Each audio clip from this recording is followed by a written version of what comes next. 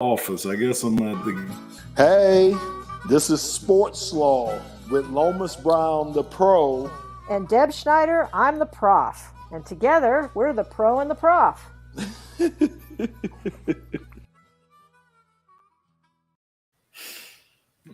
I still laugh at that. Laugh at that.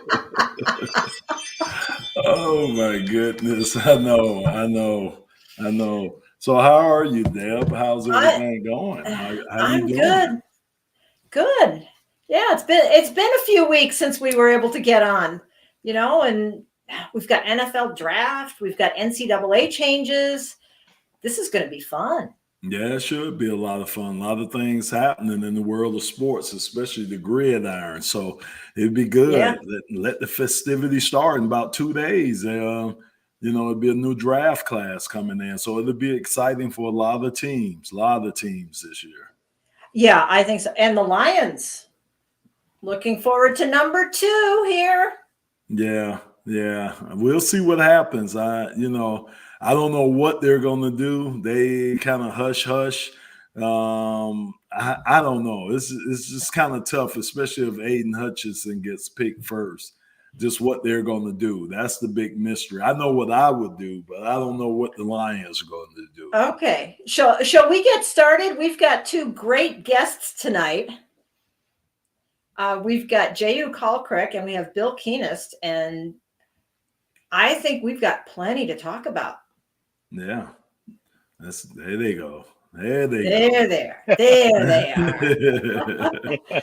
Yeah. So I think the really big news, besides NCAA and Mark Emhart leaving in 2023, that's NCAA stuff. But on the draft, Detroit, 2024, Detroit gets the draft. 1 million people descending on the city. What do you guys think? I think it's awesome for Detroit, for the region. The reason why the draft is so coveted is because, quite frankly, of the focus and the economic impact it gives a city. I mean, There is no event like the draft, period. The buildup. I mean, it starts with the playoffs. I mean, there's draft talk in Detroit when the Lions get eliminated from the playoffs. Yeah. And that's probably consistent with every city, every NFL city. And it just builds up. And the way the NFL has made this as big as, like I say, any event, I'm not talking about a game, I'm talking about an event, is unparalleled. And the focus of the sports world will be on Detroit that week. And then, as we've talked on and off air, just the economic impact for the city is going to be outrageous. Outrageous. Are you guys going to miss the COVID draft, though? You know what? That's a great point. I loved it. I loved the COVID draft. I loved being in everybody's living room. The emotion, the genuine rawness of some of that was spectacular. I agree, Deb. That was special. That really was. Lomas, Jehuu? No, Jay, you on mute, Jehuu. This is my first time doing this. Ever done a podcast before? Right. No, like I said, I personally will not miss the COVID draft. And like Bill alluded to, this draft coming to Detroit, going over a big football city, like Green Bay was in the run-in to get the draft as well. And Detroit, was selected over it. Big props to the Detroit Sports Commission for getting that done. It's just going to be great for the city. It's something that the city needs. The city needs, people back in there again, because it kind of took a dip when COVID hit. Yeah. Back in 2019, when the draft was in Nashville, they had over 600,000 people there. And the only complaint that they got were from girls who didn't know it was draft weekend and they scheduled their bachelorette parties. And that was probably not an issue in Detroit. Right. And, but, also too, with that said, that draft in Nashville itself generated over $132 million for the city. And think about that impact that it's going to have on businesses in the city of Detroit. I think it's awesome. Yeah, and I remember years ago when cities were vying for Super Bowls, and Yes. the economic impact wasn't $132 million. So that just shows what this draft has become. And it's a commercial for Detroit. It's a nationwide commercial for Detroit, and it's awesome. It's gonna leave a mark on the city, and hopefully an even bigger mark on all the out of town guests who find out what Detroit is all about. Yeah, I think the good thing too for Detroit is that people get a preview this year during training camp with Hard Knocks coming, Yeah. with HBO doing Hard Knocks with Mhm. the Lions. I know people get an opportunity because not only do they look at what they do on the field, but it's off the field too. So Mhm. I think the nation to get an opportunity to see some of Detroit, see some of the culture around here, some of the things that we're known for just because of Hard Knocks. So it's Yeah. going to, like you're saying, these next couple of years should be some great exposure for the Lions, for the local economy, just for us in general, as far as the outside, how the outside perceives the state of Michigan and the city of Detroit.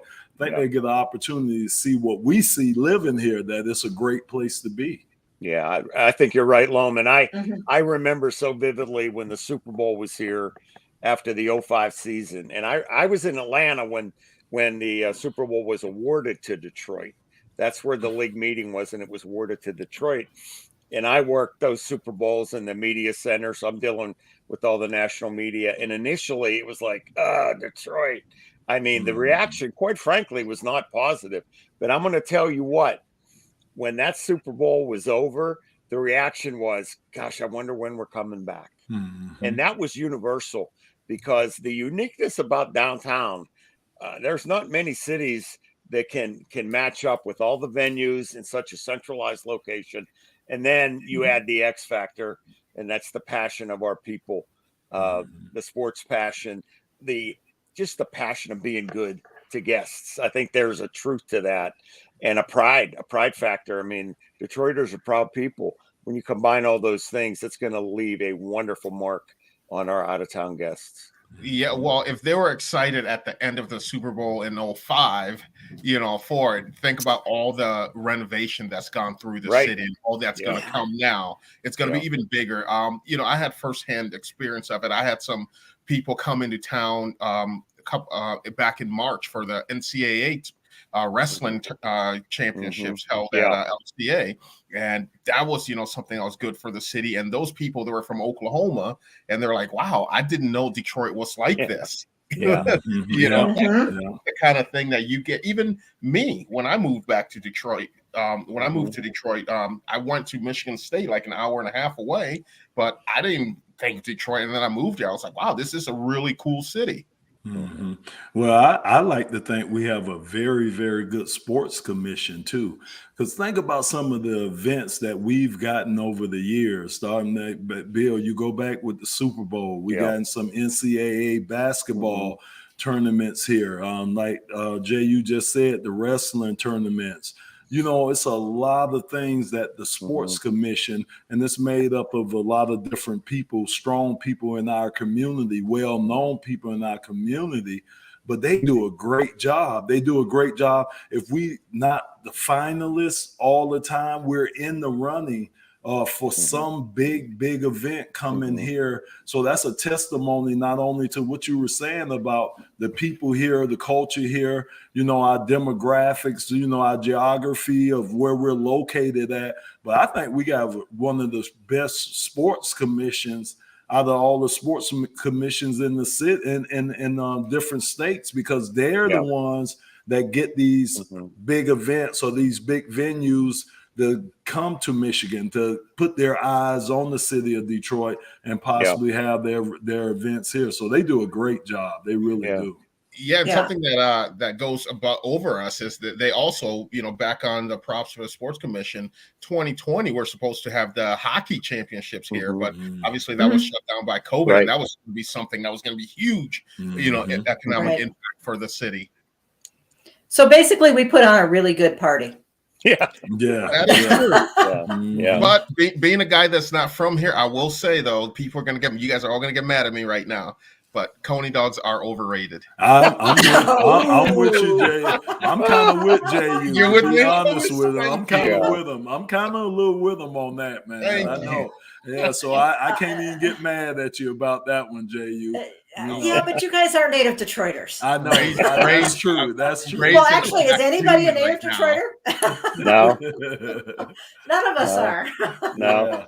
Yeah. Hey, JU, I'll take the pizzas, I think, over the Coney dogs here. I think, Hands man, down. for pizzas, Yeah. I Yes. think we got, all of them here. All the big boys Yeah. are here, this Yep. kind of. So, yeah, I'm kind of with you, JU. I'll go pizza instead of Coney. There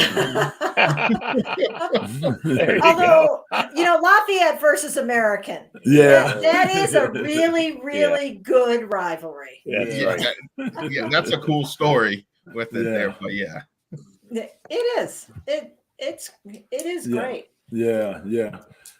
Go ahead, Deb. I was just going to say, do we want to talk about the draft this year, or do we want to talk about how the draft has changed? I mean, there's a lot going on, like strategies and where are we going? Detroit's got number 2 pick, and we're going back and forth even before we got on about what happens if. So instead of talking about the players first, let's talk about the strategy. Well, Like, I think do you go for the best? yeah. How do you decide? My thought, and obviously I'm in deference to Jay and Lomas, the football players, but the way I've seen the game evolve over the last few years, and a lot of this has to do with the rules that have favored the offense, but it's an outside speed game. So the idea is protect the quarterback or get to the quarterback. So I think the pick last year, we talked about Penei Sewell as one of those guys that can protect the quarterback. If you have a chance to get players that get to the quarterback, what a different dynamic that creates on a football team. Changes everything. It makes your secondary better. They only have to cover for a half second less than they might have otherwise because your outside rush is getting to the quarterback. So I think the game has evolved certainly since Lomas came into the league. The left tackle's always been a premier position, but I think it's even more so now. That's why the receivers are at such a high regard in recent years. Look what Jamar Chase did to the Bengals last year. I mean, that young man was a difference maker. So I think the game has changed in that regard, and that's why the focus is on those edge players, those receivers, and even the corners. Yeah.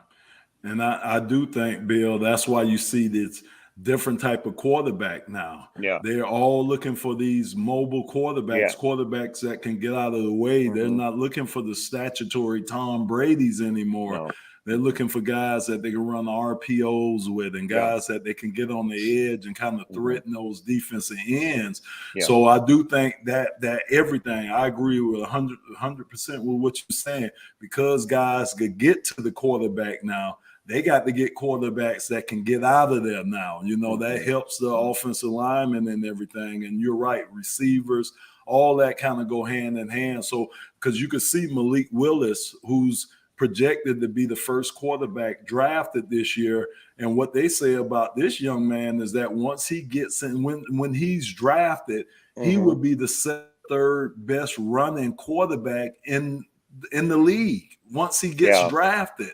So that's high praise for a young man like that. And like I say, with me, if it was me and I was the Lions, if Aiden Hutchinson is there at number 2, I'm taking him. But if he's not, I'm getting my quarterback. I'm going and getting my quarterback. I know people are going to say that's a reach at number 2 to get this quarterback. But I'm telling you, if this guy has the upside that everybody says he has, you got to take him. To me, you have to take him. Jehuu is shaking his head. Yeah, he was. Yeah, I've seen that. I know. I seen that. I'm not sold on Hutchinson being that guy right now. But I'm going to answer that question that Deb originally posed from a, talking about the strategy side of things from a different perspective. Bill, you and Lomas both talked about the player side of things, like drafting what position you should get and, impact makers on the field. I'm going to talk about behind the scenes because as we all know, the game has changed. A coach, a GM, they don't have the time that they had before to build. Now it's a what have you done for me lately business. You got 2 years, 3. They want is that I call it the millennial syndrome, instant gratification that everyone wants now.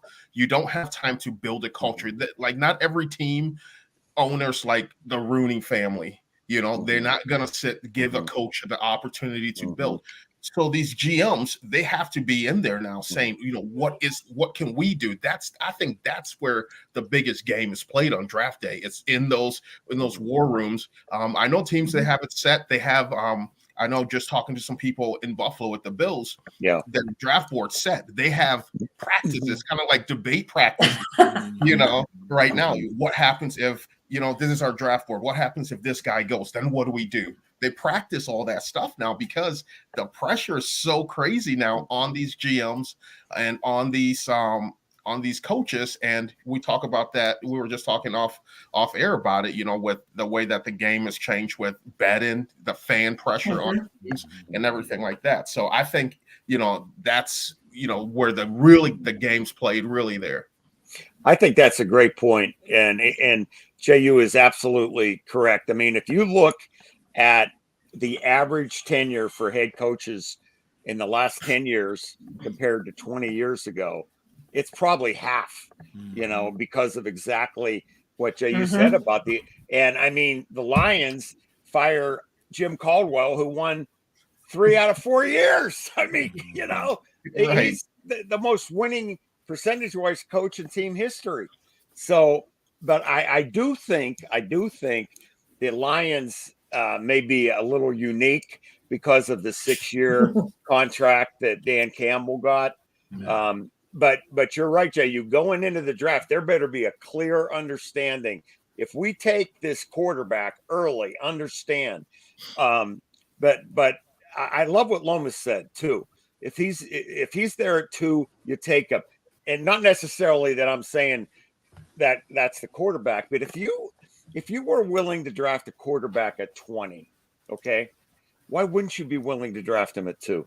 Right. If you draft a quarterback in the first round today in this NFL, that thing bugs the crap out of me. Well, 5 or 6 is too high, but we would take him at 20. What's the difference? We're not we're in the rookie weight scale era. So exactly. It's a few $1 million. It is, but it's not like it used to be. When we drafted Matthew and Dominican Sue and Calvin, they were going to get paid more money than any veteran on the team before they played it down. Yeah. So so there were decisions made back then, undoubtedly, where you draft a position, you're going to pay more for a quarterback. Now everything's slotted, basically. There are some unique aspects, the voidable years and all that. But the thing that has bugged me for such a long time is if a player is good enough to be drafted in the first round, you expect that player to be a really good player.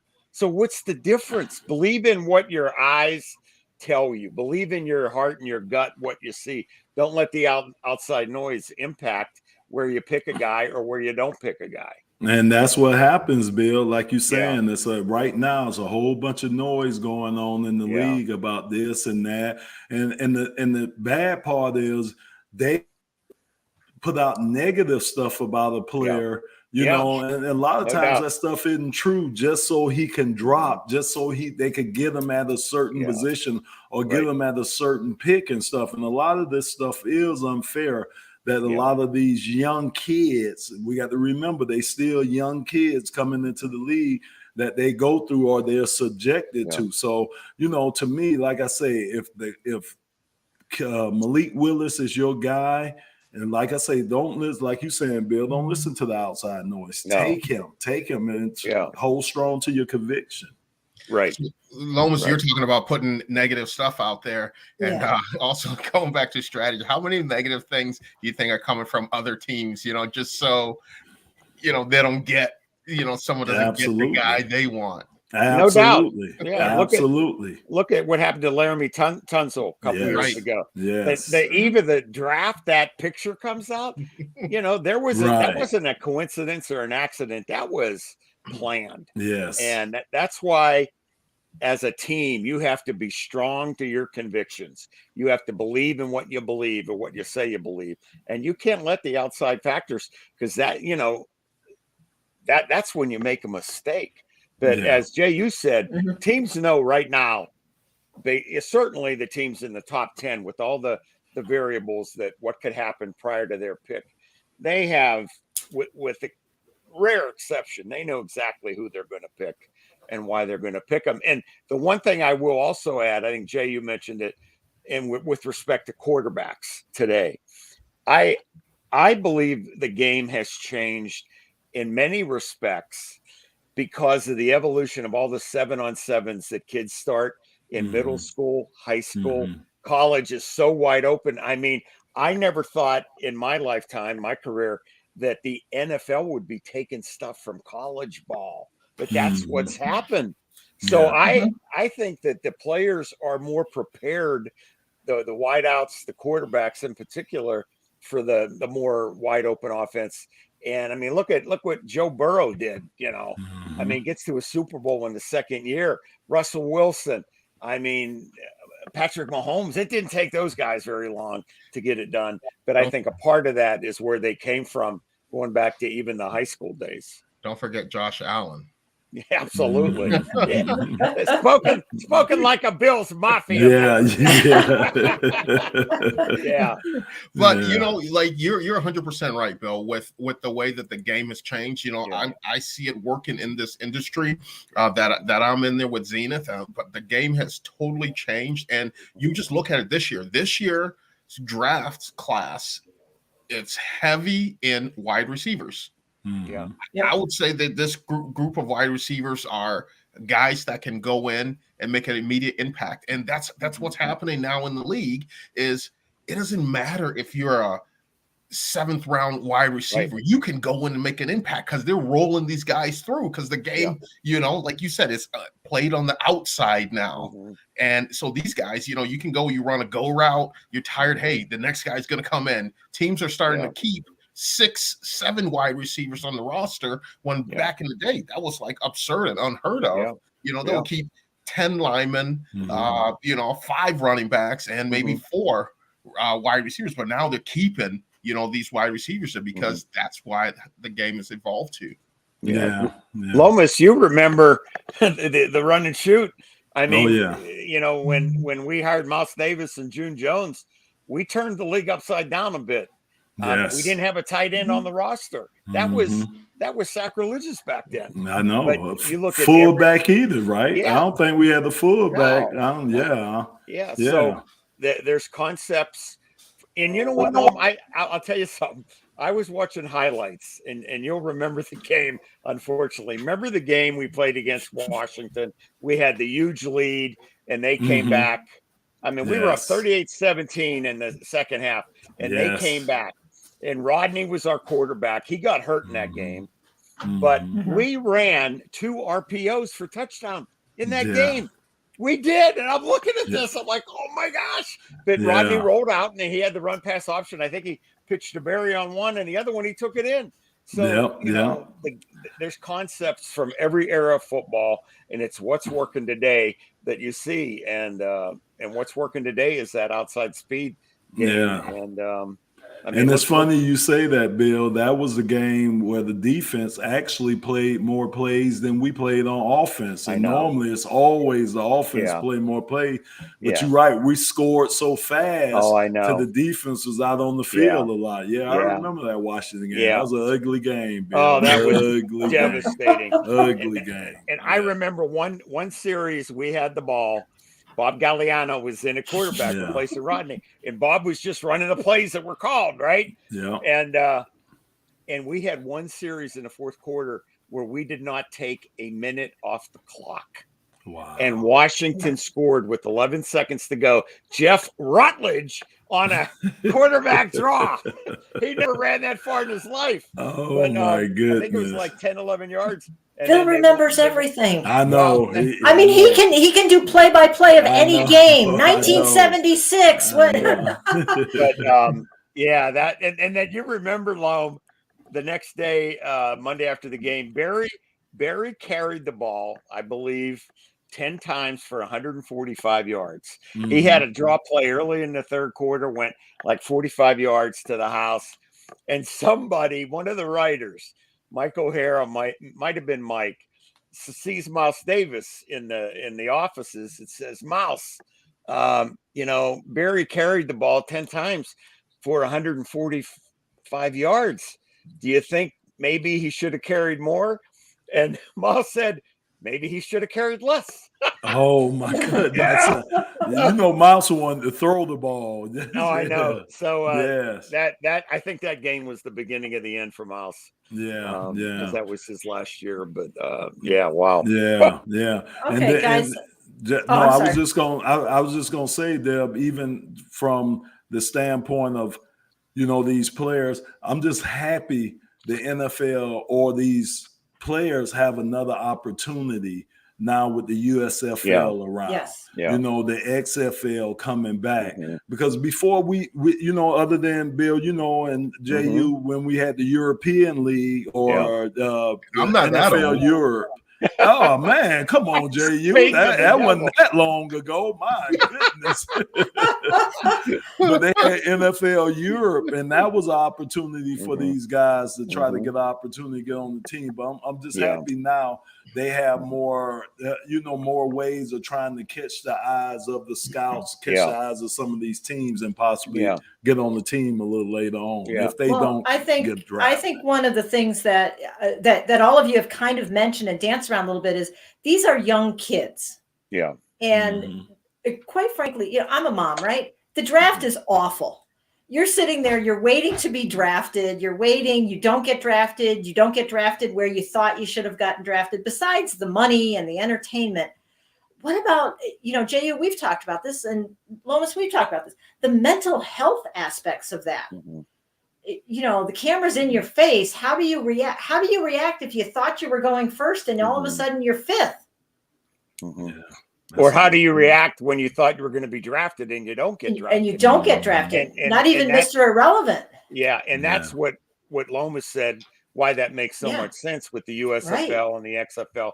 And I did a research project back in the late 90s, and I just took a couple Pro Bowl rosters over a period of years, and I looked at where all those players were drafted. Okay. There were more players on the Pro Bowl rosters of those years that were drafted in the fourth round and beyond, or were free agents, were not drafted, than there were players drafted in the first three rounds. I mean, that's alarmingly wow, right? But that just shows. How do you really know? Except for the 1985 draft. That was a really good one. Well, there's a story behind it. The top six, either Hall of Fame or Pro Bowlers. Yeah, there's a story behind that one. So I have a question to that. Because I also, so the league's made 70% of the league is fourth round and beyond. Why do you think that is? Do you think there's that hunger level, that that chip on the shoulder, that's why they're play longer, and those guys that are drafted higher with the signing bonuses, the bigger paychecks, that just be like, okay, I've made it, I've arrived? I think that all plays into it, but here's why the draft is such an inexact science, in my opinion. You're evaluating players, you're looking at their film. You're looking at a player that played in the Big Ten. You're looking at a player that played in the MAC. The competition is different. Okay. So is it a true measurement? Yeah, you go to the combine, but the measurables are one thing. You don't measure the heart or the game ability. So you have young men. The one thing I've always thought of, if I were working for a personnel department, I would look at every backup, if you will, to the top 100 players at the highest level of of schools, the Big Ten, SEC, Pac-10, because those guys, if they weren't playing behind one of the best players in the country, they might be one of the best players in the country. Remember, and the first time this hit me was Roger Craig at Nebraska playing behind Mike Rozier. I was in the USFL and we drafted Mike in Pittsburgh. I got to know Mike real well. Roger Craig became a phenomenal player, but coming out, he was, I think, a second rounder maybe, but he played behind the Heisman Trophy winner. So how many of those guys in college get lost in the shuffle, okay, and they don't get drafted and they fall to the wayside? There are Hall of Fame caliber players, in my opinion, that never got to play. I believe that.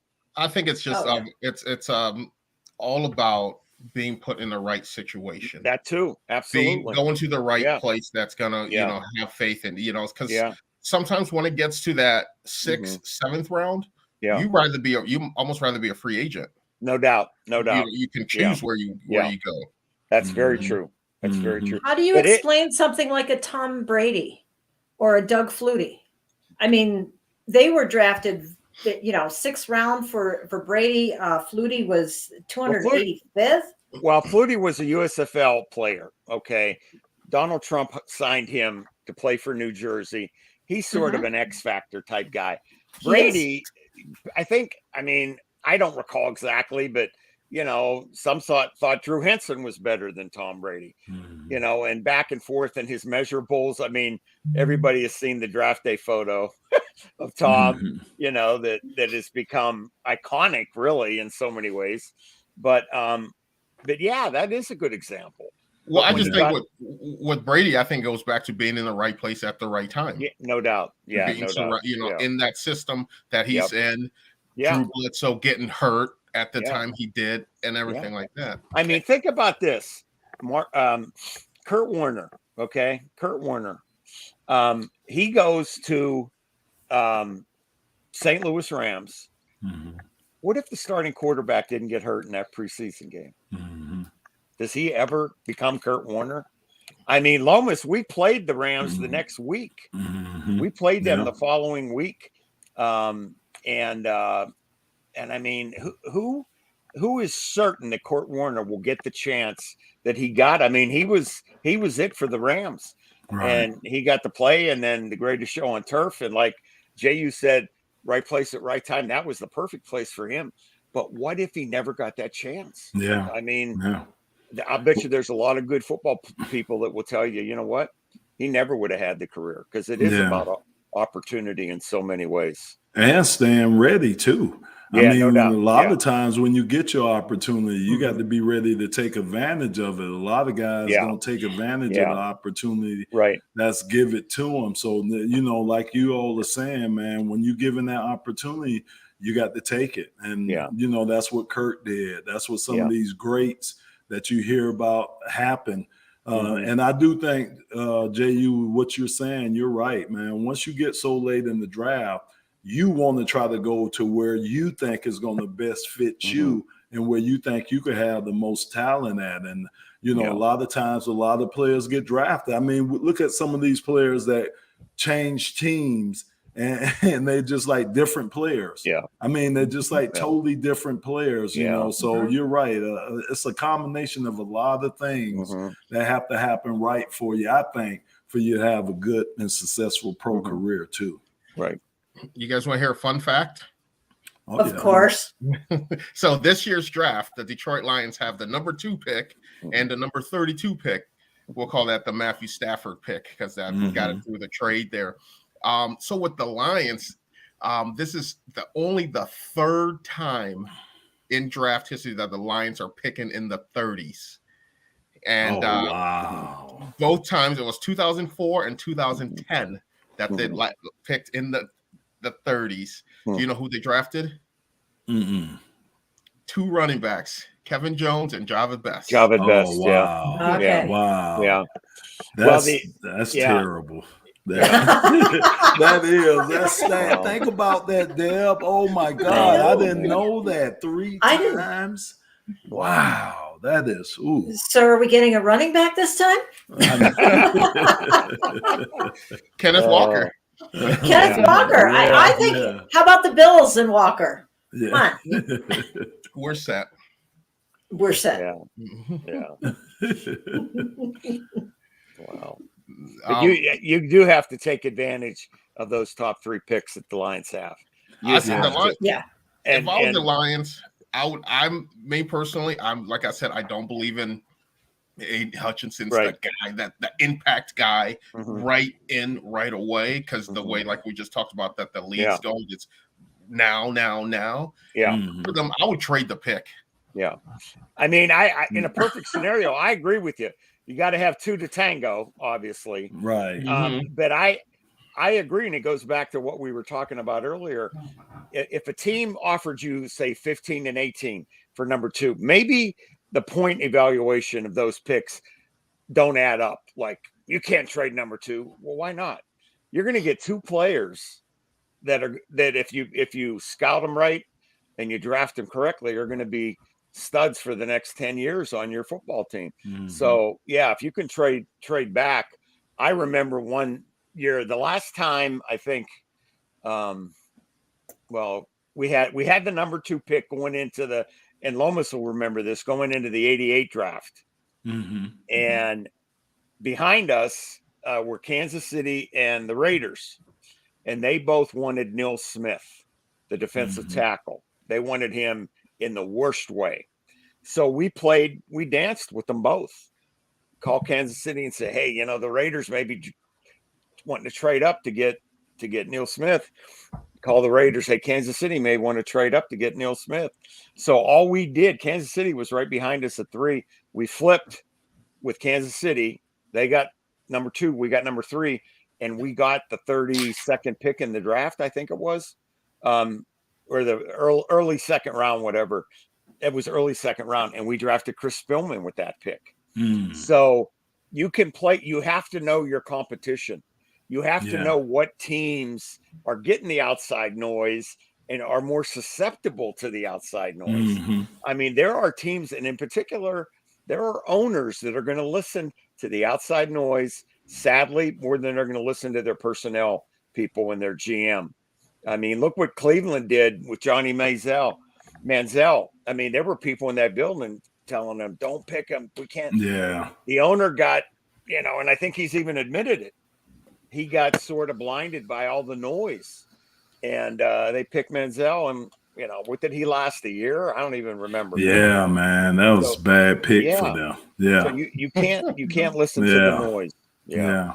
No, you're right about that. And even from the standpoint. So my thing, Jehuu, if I didn't need it just depends position wise with me. Like I say, quarterback, I'm staying at 2. Any other position, I'm right. I'm listening to trading down, and picking up extra picks. But I know, like you say, I got that Matthew Stafford pick in my back pocket. I know I got that back there too, and stuff. So that gives me a little leverage too. So I'm like, I'm doing what Bill say. I'm playing cat and mouse with a lot of these teams to see. I know Pittsburgh, they're very interested in Malik Willis. They might want to try to do something and move up, to try to get him. So I'm trying to, I'm trying to cat and mouse a little bit, but if my guy's there, man, I'm gonna take him, especially a quarterback. Yeah, I agree, Lomas. The Rams are the exception to this, what I'm about to say, but there's also a salary cap factor in the draft with primarily with the quarterback position. Yeah. Joe Burrow's on a rookie contract, right? Mahomes was on a rookie contract. Some of these great young quarterbacks, Allen and Buffalo, on a rookie contract. So if you can get that right guy under the center on a rookie contract for 4 or 5 years, think what you can do with that cap. That cap room with the rest of your team. It's definitely a factor. Unlike it used to be, like I said, when we drafted Matthew and Calvin and Sue, they didn't play it down and they were the highest paid player on the team. That made no sense. No sense. 2011 collective bargaining agreement changed everything. It's huge how important that collective bargaining agreement is. Yeah, it really. You know, Yeah. It changed. I mean, from Mhm. 2010 to 2011, you're just done. Yeah, and we had Sue in 2010. That's Yep. when we drafted Indomitian. So Yep. and paid him a lot of money. Yeah, yeah. I wanted to go a little bit. So we talked about the draft coming to Detroit Yeah. in 2024, but so Lomas, now let's think about this now, right? This year you're a kid in college, going to be the number one, number two. If you're at the draft, usually the top majority of the first rounders are there in person. All right, you just signed that big contract. Well, you didn't sign it yet, but you know you're going to be a millionaire at the end of the night. Your agent's there who's going to be giving you money, right? If whatever you need. And then it's in Las Vegas. I know, man. I know, and you know they're gonna bring in some extras too. You already know. You already know. It'll be some extras. Brought in for that. I know, man. It's gonna be. But you know, I got a sneaky feeling that Bill. You know how, and Jehuu, you know how they have that. You know how NFL security come in and give you that talk. You know how they give you that talk and stuff, because they even did that at the Pro Bowl. We out at the Pro Bowl and we had to sit through NFL security telling you, "Hey man, look, you don't need to go in this area. We got this phone number just in case you get in trouble, you know, and all that." So I know they're gonna give those guys that talk about, hey, you in the Sin City, you know, be on your best behavior. The whole world is watching. It's descended upon Vegas. So it's going to be a lot of things going on out there in Vegas, man. So if I'm a team owner, the pick is in. That jet on the runway is running, grabbing that guy to my city. Right. No doubt. Right. Going back to the fact these are young kids. That's right. That's right. I mean, there have been careers tragically ruined. I mean, I hate to bring this up, but I was just talking to somebody about him a week or so ago. He would have been one of the greatest, I believe, basketball players of our lifetimes. Lenny Bias, Maryland. He was phenomenal, and he was a good kid. I worked in Washington, and I knew people that knew him, and certainly knew the Maryland coaches and that. And he slipped one night and tragically, you know, he died, and how sad. So like both Jehuu and Loma said, you know, those security meetings, they're giving examples of the worst kind to get the message across as strong as they can. And you gotta be smart, man. And to that point, Jehuu, I mean, just think about what the NFL and Deb, you could speak upon. What does the NFL have to go through to get a venue, to set up a venue, to get a city ready for a draft? All the people, you know, you got hundreds of thousands of people descending upon that site. Anything that happens there negatively, it's going to negatively affect the NFL because it's their party. I mean, just think about some of the angst that the NFL office has to have going through something starting. I guess they've been starting, you know, I don't know how long this has been going on, this preparation. But Deb, I mean, is it extra clauses they put in big events when they do stuff like this? Is it the ways that the NFL try to protect themselves from potential things that can happen bad? I mean, what are some of the things that they go through legally to try to put on something like this? Oh, yeah. Well, you know, you got to look at the fact that it's a huge event and you have very little control is ultimately what it comes down to. It is a huge event and you can put whatever you want in the contract. You can put all kinds of clauses saying somebody's going to be liable if this happens, that happens, whatever. But the bottom line on any kind of event like this, and pretty much any sporting event, it runs to the PR.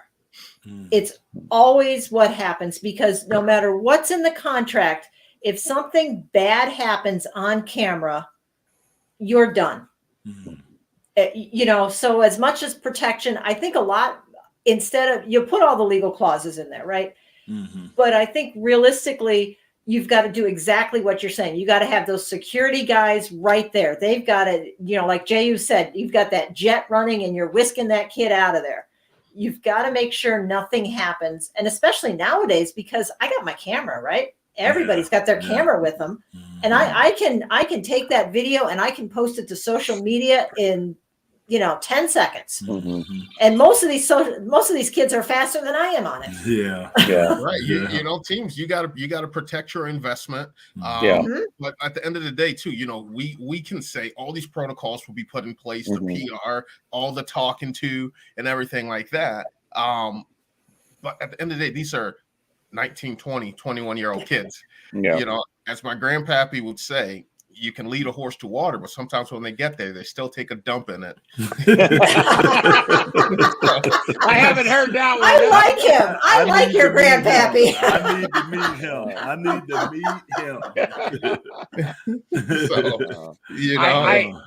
I will say this from personal experience with respect to the Super Bowl.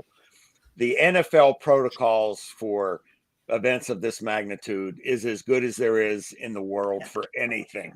And Detroit, sadly, I think it's just the reality. If something happens in Detroit, the critics will blame Detroit before they'll blame anybody else. That's right. I am confident that our experience with the draft will be as safe and as protected as it can be. That's humanly possible. All the measures will be taken, just like they were taken at the Super Bowl and the Final Four and all the other events we've had in town. The league does. I mean, there are protocols that we'll never know about, and I'm sure Deb can appreciate that reality for all the right reasons. So it's one of those deals where you can't fail. You just can't fail. It has to be right. One of my favorite things now since 2015, when they started to take the draft on the road and really turned it into a spectacle, is now when they bring out former players to announce draft picks, starting the second round. And that is like, I don't think anyone can ever beat Pat McAfee in Nashville. But you know what? I'm 2024. Like, Lomas, you better get ready. The draft is here. Yeah, you're out there. Goodness. How about Drew Pearson? I was gonna say Drew. Yeah, Drew eggs him. That Dallas Philly thing, man. Yeah, that's tough. So so Bill. So now, who would I have to? Who would be my rival? Would it be the Bears? I think would it be the Bears out of all the teams? Packers. Yeah, Bears or Packers. Yeah, I think for us, Bill, back in the day, I think more so it was the Bears more so than the Packers for us. Yeah, I mean, we beat the Bears on that infamous Thanksgiving. We gave the speech, and we beat them out for the division title in 91. Now we beat the Packers out for the division title in 93. But I would say the Bears absolutely, because we couldn't beat them. My first 6 years, I didn't win. I don't think we won my first 6 years here. It was rough, man. It was really rough. Terrible. And they, our first year, Lomas class 85, they win the Super Bowl. Yeah, that's right. And I remember that final game of that year, our last regular season game, when Robo Marshall knocked out Joe Ferguson. That was scary. Jehuu, he was knocked out before he hit the ground. He was asleep on his way to the ground. I had never seen nothing like that before in my life either. I mean, it was unbelievable. You're right, Bill. You're right. And there was, I think it was the following year, we played them on a Monday night, and Chuck Long started for us. And I think Flutie started for them, referencing what Deb had alluded to, Doug Flutie. And thank you. You talk about why we hated the Bears. There were more Chicago fans in Silverton. That's true. Chuck Long couldn't hear the signal. That's true. Couldn't the players couldn't hear Chuck. Yeah. And that was just as I mean, do you hate anything more than that? That's terrible, man. Oh, that was so bad. But we had our share of success with them. No question, we did. There you go. That game in '85. This might be the play. This might be the play. I think Oh my this gosh. is when the refrigerator returned the. No, that's not the play. Ray that's a just good play. coming up with Yeah. something. Yeah, well, at least it's a good play Ray came up Yeah, with. that's good. Yeah. Well, I did see that first one, Lomas. I was keeping quiet. Oh yeah, hey, look, hey, JU, no, it ain't no need, man. I tell anybody, you played in the league long enough, you gonna get your tail kicked. And Lawrence Taylor, I have no problems with telling, bro. He gave me fits the 3 times I played him. So yeah, man, yeah, it's tough, man. Hey, anybody say they played in the league, oh, I never gave up a sack or this or that, they lying. Right. They are lying. Yeah, I got a few more of those type plays than you do in your arsenal. I remember one specifically off the top. It was my first start Monday Night Football. Ray Lewis ran me clean over. Yeah. Yeah, Ray got you. Yeah.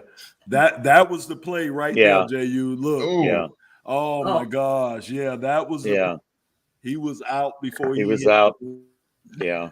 I think the only play that might be worse is Eric Hipple versus Tampa Bay when Scott Brantley hit him. Brantley. Oh my Lord. He tried to kill him. Yeah, his helmet went into the first row of the stadium. He hit him so hard. Yeah. See, JU, I tried to come back and help on the refrigerator period, but Wilbur Marshall had him lined up, man. Yeah. Wow. Yeah. I tell you, we must have a pretty good producer pulling out those highlights. He does. He pulls those highlights out so quickly. Does. Yeah. That's magic. That's magic. His new nickname. Yeah, that's magic. his new nickname. Highlight. Now. Highlight. Yeah. Highlight Ray. Yeah. Here we go, Lo. Here it is. JU, watch this play here. Yeah. This is probably one of the hardest hits I think I've ever seen in the league here. Okay, you got to call it for our listeners. Oh yeah, and then Eric. But watch the replay. The replay gonna do it justice. Yeah, man, I thought they killed him. It sounded like a shotgun went off in the stadium when he hit him. Yeah. Just watch the replay. Ray will let the replay, highlighter let the replay go, and we'll see the replay. Deb, don't it look like he hurt? Look how the leg is shaking. When the legs are shaking like that, that hurts. Here it is right here. Get your good gander. Here you go. Eric Hipple scrambles outside the pot. Here comes Scott Brantley. Scott Brantley has the key on him. Can we please let it go? Highlight. Here comes Scott Brantley. And there goes Eric Hipple and his helmet and the football. Wow. Yes. But you like looking at that play right there, that's how that was shoulder. It wasn't he didn't lead with his head. Exactly. But he would be suspended off a hit like this. I mean, they would suspend him off a hit like this. And like you saying, it's legal. Everything he did was legal, but man, it's just how it looks. Yeah. Yeah, no concussion protocol back then either, huh? No, not at all. No. Yeah. Thank you. The game has changed. Yes, it has. There he is. Yeah. So we've got, the draft has changed. I mean, it was nothing. We were talking about this a little bit at the very, very beginning. It was nothing. When did this draft become such an event that, and part of it, I will say the NFL is phenomenal at keeping itself in the news and being basically the number one sports league. Yeah, it's always relevant. They have created something out of, quite frankly, nothing. Bill, you guys can talk to that probably a lot better than I can, but just watching it from a fan perspective, the draft was, NFL's over. We'll wait till it starts up again in the fall, right? Well, it used to be now it's year round. Yeah, but I remember, I'm sure Lomas does, draft when it wasn't even televised. And, some of the players would find out a day later. I mean, it's evolved and changed as much as anything in our sports culture, I think. And I give ESPN a lot of credit for it. When ESPN came on the airwaves in 1979, they were looking for anything that captured the sports fancy, anything. And to their credit, they grabbed onto the draft, and it became a phenomenon. And I remember, I think my first year with the Lions we didn't even have ESPN broadcast in the draft room. And I'm like, oh my gosh, because you can glean information from that. I mean, something people are talking all the time. I mean, GMs are talking to media, all that stuff about, sources. The sources are usually the source. Okay. And there's a lot of strategic discussions going on between GMs, even owners, and certain members of the national media to get stuff out there. That's an absolute fact. I mean, you look at, with respect to the Lions and almost any team in the league now, when there's a major announcement to be made, a trade, a retirement, whatever it is, who makes that announcement? Yeah. The Adam Schefters of the world. Okay. Yep. The Ian Rappaports of the world, the ESPNs and the national media. It used to be that the team PR department would do a press release and announce it. Not anymore. It's all the national media. So there's scratch my back, I'll scratch yours. So the day before draft, there'll be rumors out there that'll be, are you kidding me? I got this from a good source. And the only mission is to get it out there. And then you create that uncertainty with some teams and some GMs. And if you can get the ownership thinking, and they have more input than they should, quite frankly, on a personnel department, then anything can happen. Well, I think, part of the big thing that the league has really taken off, and, Lomas said it's money, one, and I think one of the driving catalysts to it is fantasy football. Once that became big, I think, absolutely, in 2006, it's like when it really hit a boom. Over 18 million people were playing fantasy football. And now the NFL is like, oh, well, let's make this a spectacle. Let them see, who their next draft picks will be. It gives a nerd an opportunity to play GM of a team. You know what I'm saying? All those guys, all those armchair quarterbacks saying, oh, I would have done this, I would have done that.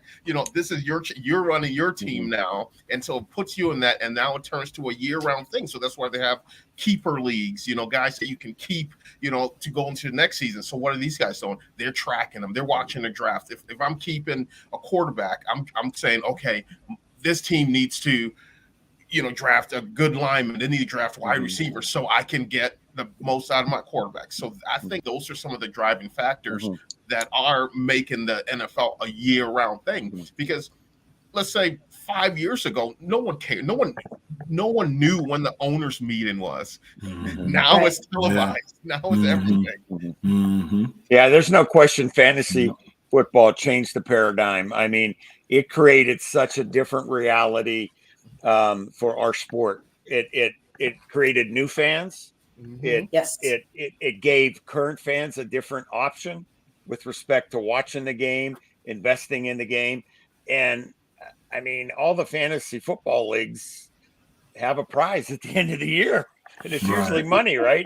I mean, and now, so I look at the proliferation of social media, of the cable systems and all that as one level. And then you get fantasy football, another level. And then in recent years, quite frankly, legalized gambling. I mean, we can't deny it. I mean, it's taken it to a ultimate level, perhaps. What's the next level? And I think the concern is that what does it do to the in-stadium experience for our fans? You got to be careful, because the at-home experience, especially for those fantasy football fans and, quite frankly, some of the gamblers, it's a great experience at home. So the ownership and the management of these teams have to create a unique in-stadium experience to keep the fans coming. Yeah. Well, I could say I'm definitely excited about the draft coming here in a couple of years. Yeah, so absolutely. It's going to be awesome. It really is. So I'm excited about that. Yeah, we've got an awful lot going on in Detroit. I mean, that's I'm starting the petition for Lomas to announce a pick. I'll sign that petition. Okay. I will sign that petition. Yeah. Lomas Brown All right, 2024. Yeah. Well, it's entertainment, right? Yeah. Yeah. I mean, like And- Bill, like you're saying, there's so much going on. We've got gambling, we've got fantasy football, we've got social media playing into this. We have so many streaming services. I mean, remember way back when we had like three channels. Yeah. Now we have all these. We need content. It's like you said, Yeah, no ESPN would have question. put anything on. We need content, and this Well, is. You can make anything good content. I mean, it happens almost every year, and I'm sure it'll happen this year when the NFL draft can generate higher ratings than NBA playoffs and NHL playoffs. What more needs to be said? It's outrageous. Yeah. The it's NFL outrageous. is a phenomenal marketing machine. Yeah, it truly is. No question. So, Highlight Ray is telling us that we're running out of time here. So, final thoughts on this draft, guys? Go ahead, guys. Go ahead. Go ahead. I think the Lions are in a phenomenal position because you can easily get three, premier players, certainly at number 2 and at 32 and in the early second round, and trust your gut, know what your team needs. And the one thing I wanted to add at some point, you always hear the phrase best player available. Well, let me tell you, the truth is it's best player available for us, best player available for our team. So I think there's a caveat there. It needs to be qualified a little bit. Take the best player available for you. And, a couple drafts like this, you create your foundation. It's no different than what we did in 85 when we took Lomas and Kevin Glover. That was our foundation for the next 10 years, without question. Leadership and ability, Hall of Fame talent. That's what set the Lions up for the success in the 90s, without question. Good point. And I think this leadership with the GM and Coach Campbell, I think they have a vision. I think they have they're on the right path, the right track. There's a lot of excitement buzzing around Detroit football now. So I think they'll do the best. I think the Lions will have a pretty good draft this year. I think they will. Definitely. If I were them, like I said, I would trade down, or I might even go after Thibodeau. But I know we're all talking Lions. We love Lions and everything like that, but we got it. And who are the Bills picking? Mafia is still here. Right? We just need a couple more little pieces. Right. To be there. The Mafia is still here. Well, y'all division is so tough, man. It's just like I'm just saying the AFC, and stuff. It is just so tough with the teams coming out the AFC West, and you guys competing with the Patriots, coming, and so the AFC is tough. It's tough getting out of that, man. Yep. So, Lomas, what do you think? Final thoughts on this? Well, I mean, for me, I just hope they have a good draft there. I mean, that's all I want them to do. Hopefully, whoever they get, they'll be able to come in and make a big impact. That's what the Lions need. They don't need, the guy the draft high and the guy not to have an impact. And I'm hoping too that Jeff Okudah, this third pick last year, 2 years ago. I'm hoping that he comes back, Bill, and able to show them what he could do. I think he's getting a bum rap because he was drafted so high and he's been injured. But I like his quality and I like his character. So hopefully he'll be able to bounce back for them. Absolutely. Yep. Good point, Lom. Yep. Yeah. Well, I know we could just keep talking about the draft, but we're let's wrap it up here. And thank you, Bill. Thank you, Jehuu, and of course, Lomas. So check us out on SoundCloud, Spotify, YouTube, and sportslaw.com. And thanks everybody for listening. I hope you enjoyed it. Thanks, Deb.